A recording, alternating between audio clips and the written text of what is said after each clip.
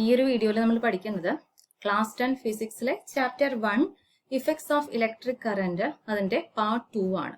Part 2ൽ നമ്മൾ നോക്കാൻ പോകുന്നത് ഹീറ്റിംഗ് ഇഫക്റ്റ് അതിന്റെ യൂസസ് ആണ്. ഹീറ്റിംഗ് ഇഫക്റ്റിന്റെ യൂസസിൽ ഫസ്റ്റ് അപ്ലിക്കേഷൻ വരുന്നത് ഹീറ്റിംഗ് കോയിൽ ആണ്.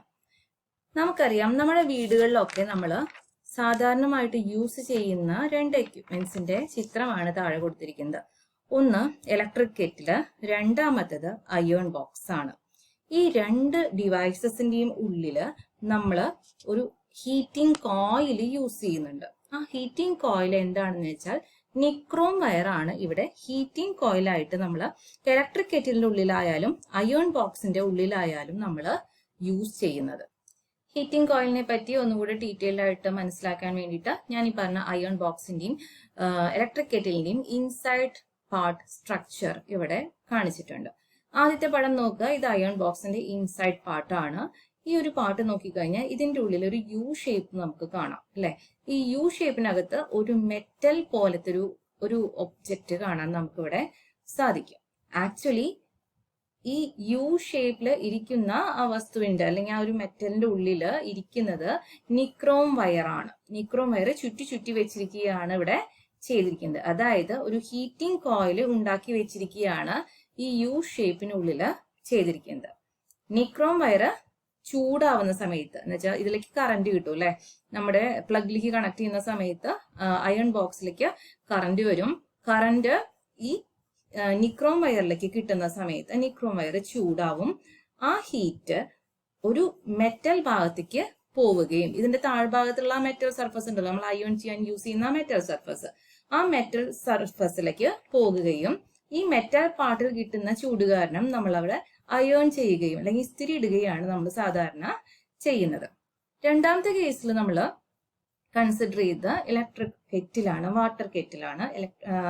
ഇതിന്റെ അടിയിലും നമുക്കൊരു സർക്കിൾ ഷേപ്പില് ഒരു ഹീറ്റിംഗ് കോയിലിന്റെ സ്ട്രക്ചർ കാണാൻ സാധിക്കും.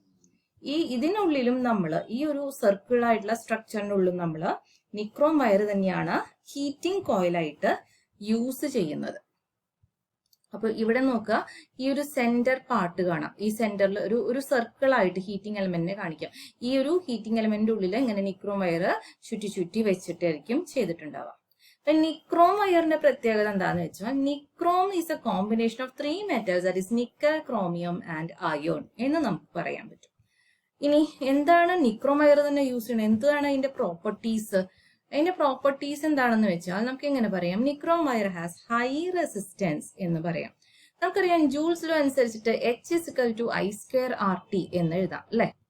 അപ്പൊ നമുക്ക് H=I²RT എന്ന് എഴുതാൻ പറ്റും. എന്ന് വെച്ചാൽ റെസിസ്റ്റൻസ് കൂടുകയാണെങ്കിൽ, അതായത് ഒരു വസ്തുവിന്റെ റെസിസ്റ്റൻസ് അഥവാ R കൂടുകയാണെങ്കിൽ ആ ഒരു വസ്തു അല്ലെങ്കിൽ ആ ഒരു ഒബ്ജക്റ്റ് പ്രൊഡ്യൂസ് ചെയ്യുന്ന അല്ലെങ്കിൽ ഉൽപ്പാദിപ്പിക്കുന്ന ഹീറ്റും കൂടുതലായിരിക്കും എന്ന് നമുക്കവിടെ പറയാൻ പറ്റും. അതുകൊണ്ട് തന്നെ നമ്മുടെ നിക്രോം വയറിന്റെ റെസിസ്റ്റൻസ് വളരെ കൂട്ടിയിട്ടാണ് അത് മാനുഫാക്ചർ ചെയ്തിട്ടിരിക്കുന്നത്. അപ്പൊ അതിന്റെ ഫസ്റ്റ് പ്രോപ്പർട്ടി ആയിട്ട് പറയാം, നിക്രോം വയറിന് ഹൈ റെസിസ്റ്റൻസ് ഉണ്ട്. ഹൈ റെസിസ്റ്റൻസ് ഉണ്ട് എന്ന് വെച്ചാൽ റെസിസ്റ്റൻസ് കൂടുമ്പോൾ ഉറപ്പായിട്ടും ജൂൾസ് ലോ അനുസരിച്ച് എന്തും കൂടും, ഹീറ്റും കൂടും. ഫസ്റ്റ് പ്രോപ്പർട്ടി എന്താണ്, nichrome wire has high resistance എന്നുള്ളതാണ്.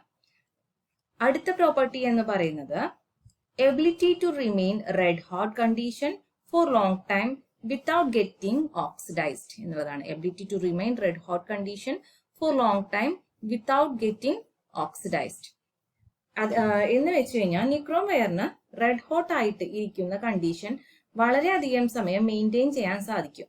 അതായത് കത്തിപ്പോകാതെ അഥവാ ഓക്സിഡേഷൻ സംഭവിക്കാതെ ഒരുപാട് നേരം അങ്ങനെ ചുട്ടുപഴുത്തിരിക്കുന്ന അവസ്ഥയിൽ തന്നെ ഇരിക്കാൻ പറ്റും.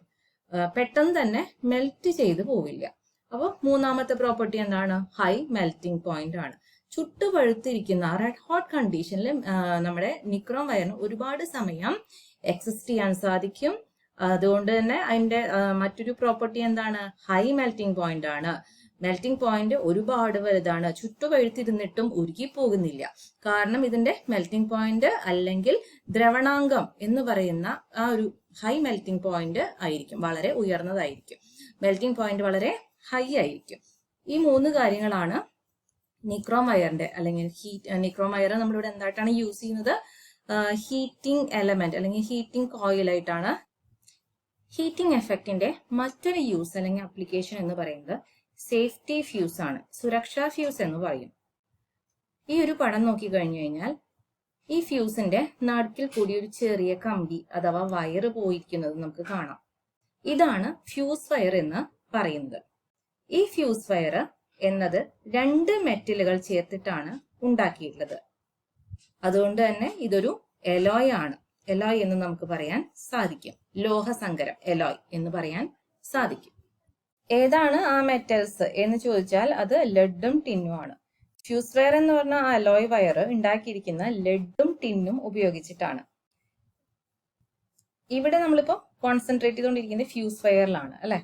ഈ ഫ്യൂസ് വയറിന്റെ പ്രോപ്പർട്ടി അല്ലെങ്കിൽ പ്രത്യേകത എന്താണെന്ന് വെച്ചാൽ ഈ ഫ്യൂസ് വയറിന്റെ മെൽറ്റിംഗ് പോയിന്റ് അല്ലെങ്കിൽ ദ്രാവണാങ്കം, മെൽറ്റിംഗ് പോയിന്റ് അല്ലെങ്കിൽ ദ്രാവണാങ്കം വളരെ കുറഞ്ഞിരിക്കും. ലോ മെൽറ്റിംഗ് പോയിന്റ് ആയിരിക്കും ഫ്യൂസ് വയറിന് ഉണ്ടായിരിക്കുക. നമ്മളെപ്പോഴും ഒരു സർക്യൂട്ടിൽ ഒരു ഫ്യൂസ് വയർ കണക്ട് ചെയ്യുന്നത് സീരീസ് ആയിട്ടായിരിക്കും. ഈ ഒരു ഡയഗ്രത്തിൽ കാണിച്ചിട്ടുണ്ട്. ഒരു ഫ്യൂസ് വയർ സർക്യൂട്ടിൽ എപ്പോഴും സീരീസിലായിരിക്കും കണക്ട് ചെയ്യുക, അല്ലെങ്കിൽ ശ്രേണി രീതിയിലായിരിക്കും കണക്ട് ചെയ്യുക. സീരീസ് കണക്ഷനിൽ കണക്ട് ചെയ്ത ഒരു ഫ്യൂസ് വയർ നമുക്ക് ഈ ഒരു ഫിഗറിൽ കാണാം. ഈ സീരീസ് ആയി കണക്ട് ചെയ്യുന്ന ഫ്യൂസ് വയറിൽ കൂടി ഹൈ കറന്റ് പാസ് ചെയ്യുമ്പോൾ കൂടുതൽ ഹീറ്റ് അവിടെ പ്രൊഡ്യൂസ് ആവും. എന്താ വെച്ചാൽ നമുക്കറിയാം according to Joule's to H = I² RT ആണ്. കൂടുതൽ കറന്റ് എന്ന് പറഞ്ഞാൽ I കൂടുതലാണ്. I കൂടിക്കഴിഞ്ഞാൽ H ഡയറക്ട്ലി പ്രൊപ്പോർഷൻ ആണ്. ഹീറ്റും ഓട്ടോമാറ്റിക്കലി കൂടും അല്ലെ. അപ്പൊ കറന്റ് കൂടിക്കഴിഞ്ഞാൽ ഓട്ടോമാറ്റിക്കലി എന്ത് സംഭവിക്കും? ഹീറ്റും അവിടെ കൂടുതലായിട്ട് പ്രൊഡ്യൂസ് ചെയ്യും. ആ ഹീറ്റ് കാരണം ലോ മെൽറ്റിംഗ് പോയിന്റ് ഉള്ള, ഇപ്പൊ നമ്മുടെ ഹീറ്റ് കൂടി, കറന്റ് കൂടിയപ്പോൾ ഹീറ്റ് കൂടി. ഈ ഹീറ്റ് കാരണം ലോ മെൽറ്റിംഗ് പോയിന്റ് ഉള്ള നമ്മുടെ ഫ്യൂസ് വയർ ഉരുകി പോവുകയും നമ്മുടെ സർക്യൂട്ടിൽ കണക്ട് ചെയ്തിട്ടുള്ള ഡിവൈസിനെ പ്രൊട്ടക്ട് ചെയ്യുകയും ചെയ്യും. ഇങ്ങനെയാണ് ഫ്യൂസ് വയർ അത് കണക്ട് ചെയ്തിരിക്കുന്ന സർക്യൂട്ടിനെ അതോടെ പ്രൊട്ടക്ട് ചെയ്യുന്നത്. കാരണം ഫ്യൂസ് വയറിനുള്ളത് എന്താണ്? ലോ മെൽറ്റിംഗ് പോയിന്റ് ആണ്. അപ്പോൾ കറന്റ് കൂടുമ്പോൾ ഇവിടെ ഹീറ്റും കൂടും. ഹീറ്റ് കൂടുമ്പോൾ ഫ്യൂസ് വയർ അവിടെ മെൽറ്റ് ചെയ്ത് പോകുമ്പോൾ പിന്നീട് അതുമായിട്ട് കണക്ട് ചെയ്തിരിക്കുന്ന ഡിവൈസസ് എന്താണോ അതിനെ അത് ബാധിക്കില്ല. പിന്നെ ആ വലിയ കറന്റ് അതിലേക്ക് എത്തില്ല, ആ ഒരു ഡിവൈസിലേക്ക്. ഇവിടെ നമുക്ക് പറയാവുന്ന ഒരു കാര്യം എന്ന് വെച്ചാൽ നമുക്ക് ഇങ്ങനെ ഒരു ചോദ്യം വരാം. ഫ്യൂസ് വയർ മെൽറ്റ് ആയി കഴിഞ്ഞു കഴിഞ്ഞാൽ അവിടെ കറന്റിന് പിന്നെ എന്താ സംഭവിക്കുന്നത്? ഫ്യൂസ് വയർ മെൽറ്റ് ആയി എന്ന് വിചാരിക്കാം. മെൽറ്റ് ആയി കഴിഞ്ഞു കഴിഞ്ഞാൽ ഈ ഒരു ഭാഗം ഫ്യൂസ് വയർ ഇവിടെ പിന്നെ ഉണ്ടാവില്ല. ഇതൊരു ഓപ്പൺ സർക്യൂട്ടായിട്ട് ആക്ട് ചെയ്യും. ഈ ഓപ്പൺ സർക്യൂട്ടായിട്ട് ആക്ട് ചെയ്യുമ്പോൾ പിന്നെ കറന്റ്, ഇവിടെ വന്ന് നിൽക്കുന്ന കറന്റിന് അപ്പുറത്തോട്ട് കടക്കാൻ വേറെ പാത്ത് ഉണ്ടായിരിക്കില്ല. പാത്ത് ഇല്ലാതെയാവുന്ന സമയത്ത് ചാർജ് കാരിയേഴ്സിന് ഇങ്ങോട്ട് മൂവ് ചെയ്യാൻ പറ്റില്ല. കറന്റ് എവിടേക്ക് എത്തില്ല? ബൾബിലോട്ട് എത്തില്ല. അപ്പോൾ കറന്റ് ഇവിടേക്ക് ആ വലിയ കറന്റ് ഇതുമായിട്ട് കണക്ട് ചെയ്യപ്പെടുന്ന ഡിവൈസസിലേക്ക്, ജസ്റ്റ് ലൈക്ക് ബൾബ്, ഇതിലേക്കൊന്നും എത്തുന്നില്ലെങ്കിൽ നമുക്ക് എങ്ങനെ പറയാൻ പറ്റും?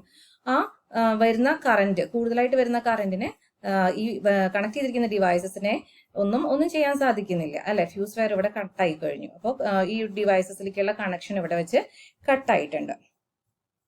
അടുത്തത് എന്ന് പറയുന്നത് കോസസ് ഓഫ് ഹൈ കറന്റ് ആണ്. എന്തുകൊണ്ടാണ് ഹൈ കറന്റ് ഉണ്ടാകുന്നത് എന്ന്.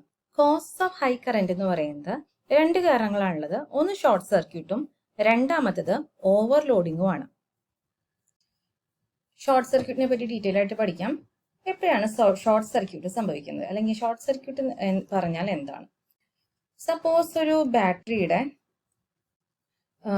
പോസിറ്റീവും നെഗറ്റീവും ഒരു റെസിസ്റ്റൻസിന്റെ പ്രസൻസ് ഇല്ലാതെ തന്നെ കൂട്ടിമുട്ടുകയാണെങ്കിൽ ഇവിടെ നമുക്ക് ഷോർട്ട് സർക്യൂട്ട് സംഭവിച്ചു എന്ന് പറയാം. If the positive and negative terminal of the battery or 2 wires എന്ന് വെച്ചാൽ മെയിനിൽ നിന്ന് വരുന്ന 2 വയറുകൾ, ഒരു ചുമപ്പ് ഒരു കറുപ്പോ അങ്ങനെയൊക്കെ ഉണ്ടാവുമല്ലോ, മെയിൻ നിന്ന് വരുന്ന 2 വയറുകൾ തമ്മിൽ ഒരു റെസിസ്റ്ററിന്റെ ഒരു പ്രസൻസ് ഇല്ലാതെ തന്നെ അവർ തമ്മിൽ കൂട്ടിമുട്ടുകയാണെങ്കിൽ അവിടെ നമുക്ക് എന്ത് പറയാം? ഷോർട്ട് സർക്യൂട്ട് സംഭവിച്ചു എന്ന് പറയാം. ഈ ഒരു ഫിഗറിൽ നോക്കിക്കഴിഞ്ഞാൽ ബാറ്ററിയുടെ പോസിറ്റീവും ബാറ്ററിയുടെ നെഗറ്റീവും തമ്മിൽ കൂട്ടിമുട്ടിയിട്ടുണ്ട് അല്ലെ. ഇവിടെ എന്ത് സംഭവിച്ചു? ഷോർട്ട് സർക്യൂട്ട് സംഭവിച്ചു എന്ന് പറയാം. അതുപോലെ മെയിനിൽ നിന്ന് വരുന്ന 2 വയറുകൾ തമ്മിൽ റെസിസ്റ്റൻസിന്റെ പ്രസൻസ് ഇല്ലാതെ തന്നെ കൂട്ടിമുട്ടിയാലും അവിടെ നമുക്ക് എന്ത് പറയാം? ഷോർട്ട് സർക്യൂട്ട് സംഭവിച്ചു എന്ന് പറയാം.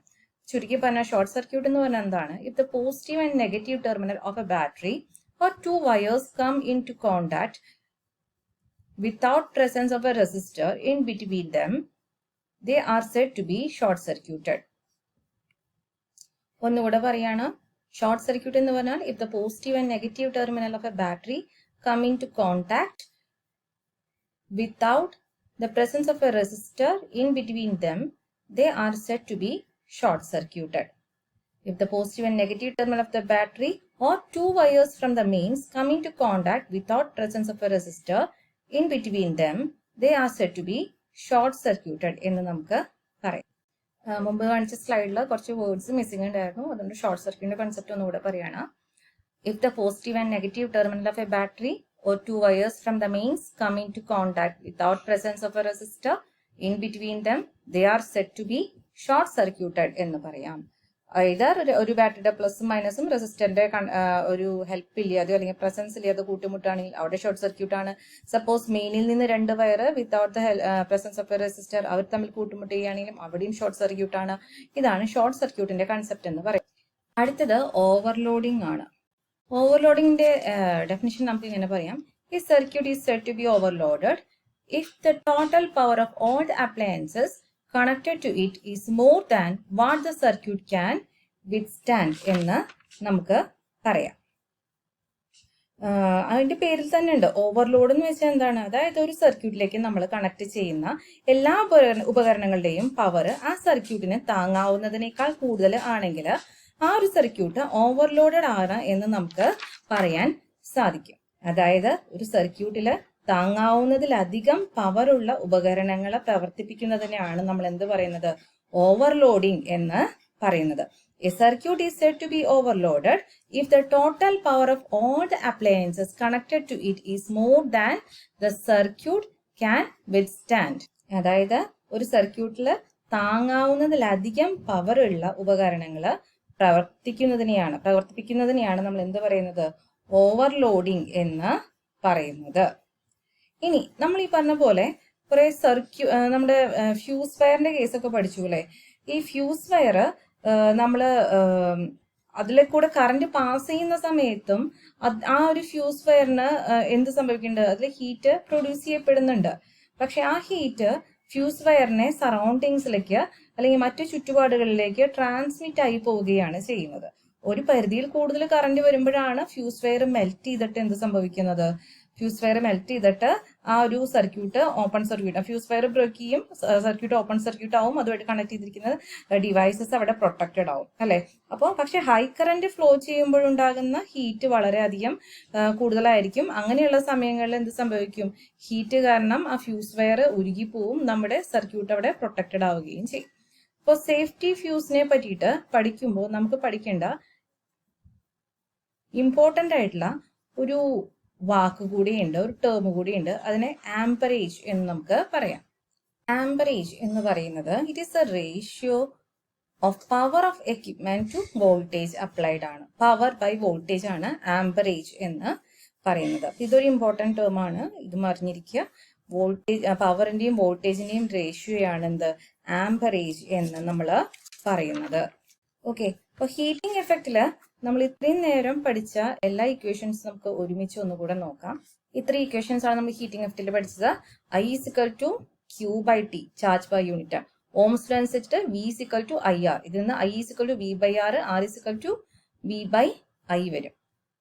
ജൂൾസ് ലോ അനുസരിച്ച് H = I²RT എന്ന് എഴുതാം, അല്ലെങ്കിൽ V²/R × T എന്ന് എഴുതാം, അല്ലെങ്കിൽ VI × T എന്ന് എഴുതാം.